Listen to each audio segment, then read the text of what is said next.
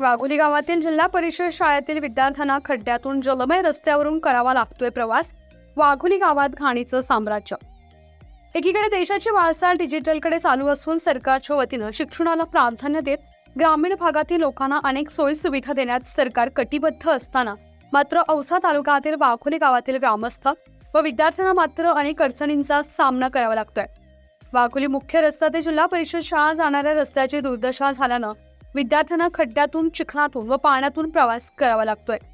या रस्त्याची दुरुस्ती करण्याची मागणी ग्रामस्थांनी ग्रामपंचायतला केली असता याकडे ग्रामपंचायत कानाडोळा करत असल्याचं ग्रामस्थांनी सांगितलंय. वाघोली गावचं भविष्य असलेली जिल्हा परिषद शाळेतील व अंगणवाडीतील लहान लहान चिमुकले विद्यार्थी याच खड्ड्यातून, चिखलातून कसाबसा मार्ग काढत संघर्षमय शिक्षण घेत असल्याचं चित्र दिसतंय. वाघोली ग्रामस्थांनी प्रसार माध्यमांशी बोलताना आम्हाला गावात कुठल्याही सोयी सुविधा मिळत नसून या सततच्या पावसानं गावात डास झाले असून या डासामुळे व दूषित पाण्यामुळे आमचं आरोग्य धोक्यात आल्याचं सांगत वेळेवर फवारणी होत नाही किंवा पिण्याच्या पाण्यात औषधं टाकली जात नसल्यानं आम्हा गावकऱ्यांच्या आरोग्याचा प्रश्न गंभीर असून याकडे प्रशासनानं दखल घ्यावी अशी आर्त हाक देत ग्रामस्थांनी आम्हाला रस्ता द्या अशी विनवणी प्रशासनाला केली. हा आमच्या वाघोली येथील शाळेकडे जाणारा रस्ता आहे. या ठिकाणी अंगणवाडी आहे. 0 ते 6 वर्षापर्यंतचे मुलं शाळेत शिकतात आणि 5वी पर्यंतचा वर्ग सुद्धा इथं आहे. पूर्ण गावचे मुलं आणि मुली लहान लहान या रस्त्याने येणं जाणं चालू आहे.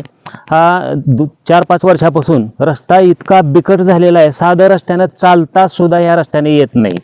वारंवार यापूर्वी आम्ही ग्रामपंचायतकडं वारंवार विनंती करून सांगून सुद्धा आजपर्यंत ह्या रस्त्याकडे दुर्लक्ष झालेलं आहे. शिवाय या शाळेतले शिक्षक जे आहेत येणारे ते मेन चौकामध्ये गाड्या आपल्या थांबवतात आणि तिथं थांबून पायी चालत यावं लागतं. इतकी बिकट परिस्थिती या गावची झालेली आहे. या रस्त्याची दुर्दशा झालेली आहे.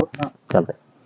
काल परवाचीच गोष्ट सांगायची झाली तर या ठिकाणी एक 60 ते 70 वर्षाचे वृद्ध माणूस होते. त्यांना दवाखान्यात न्यायचं होतं. ऑटोवाल्याला विचारायला गेलं तर ऑटोवाल्याने सांगितलं चौकामध्ये घेऊन या. इतकी बिकट परिस्थिती आहे. या ठिकाणी 50 कुटुंबाची वस्ती राहते आणि गावात प्रत्येक कामासाठी जाणं येणं करावं लागतं. परंतु इतकी बिकट संध्याकाळी रात्र असेल, आता महिला असतील, पुरुष असतील, लहान मुलं असतील, इतकी बिकट परिस्थिती आहे. ग्रामपंचायतला वारंवार विनंती करून सुद्धा या रस्त्याकडं आजपर्यंत पूर्णतः दुर्लक्ष झालेलं आहे. या पुढच्या काळात आमची विनंती आहे.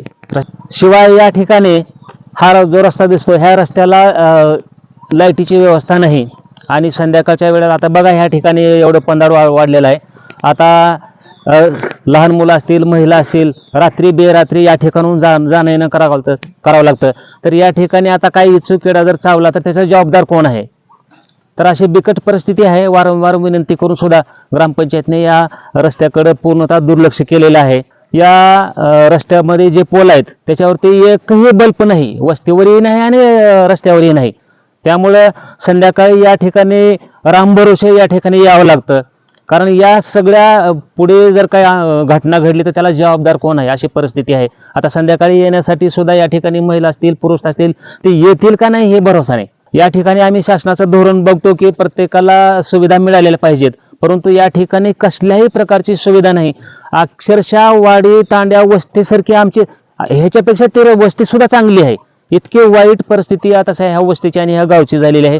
तेव्हा प्रशासनाला विनंत्याने आजूबाजूला वस्तीच्या आजूबाजूला शेती असल्यामुळं या ठिकाणी डासाचा आणि मच्छराचा इतका प्रादुर्भाव आहे की हेच डास वस्तीमध्ये येतात आणि त्याच्यामुळं इतकी बिकट परिस्थिती झाली. आणि ह्याच्यामध्ये ग्रामपंचायतनं एकदाही धूर फवारणी केली नाही. कोरोनात आम्ही कसं तरी जगलो, परंतु आता सध्या ह्या काळात सुद्धा अशी बिकट परिस्थिती आहे. तेव्हा प्रशासनाला विनंती आहे की या रस्त्याच्या कामाकडे लक्ष देऊन या ठिकाणी पाण्याची व्यवस्था आहे, पाण्याची टाकी आहे, ती पण उघडी आहे आणि त्याच्यामध्ये कधीच कुठलं ब्लिचिंग पावडर हे कधीच टाकलं जात नाही. त्याच्यामुळं येथील नागरिकांच्या आणि लहान मुलांच्या, शाळेतल्या मुलांच्या सुद्धा आरोग्याला धोका आहे. कारण आजारी पडल्यानंतर तेच पाणी पितात आणि त्याच्यामुळं आजारी पडून दवाखान्यात जाण्याचं प्रमाण या ठिकाणी वाढलेलं आहे. तेव्हा संबंधित प्रशासनाला आमची कळकळीची विनंती आहे की या रस्त्याच्या कामाकडे लक्ष देऊन ताबडतोब लवकरात लवकर हा रस्ता करून देण्यात यावा ही विनंती.